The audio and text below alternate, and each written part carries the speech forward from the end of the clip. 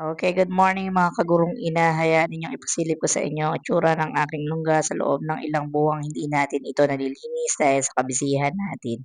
Tayo nga ay bakasyon na ngunit itong nakaraang una hanggang ikatlong araw ng ating uninterrupted vacation, eh wala talaga tayong ginawa kundi ang kumain, matulog at magpahinga. Siguro ngayon ko pa lamang nararamdaman ang lahat ng pagod dulot ng mga events na nagdaan. Ayan na tignan ninyo ang itsura ng aking lungga. Talagang napakakalat ang lahat at napaka-unorganized. Hindi ko alam kung ganito rin ba kayo na kapag unorganized ang mga gamit sa bahay, eh parang unorganized din ang isip. Day 4 na nga ng ating bakasyon at dahil Sabado ngayon, araw na ng ating paglalaba, kaya naman dinala ko na sa kubo ang lahat ng aking mga lalabhan. Buti na nga lang din at nakabili na tayo ng ating washing machine kaya mas mapapadali na ang paglalaba natin. Hindi na ito tulad ng dati kong washing machine na ikot tamad. Sinisipag na nga tayo ngayong araw nito kaya naman samantalahin na natin ang pagkakataon. Wala na rin kasing maisuot ang batang maliit kaya talagang kailangan nating ubusin ang mga labahin na ito.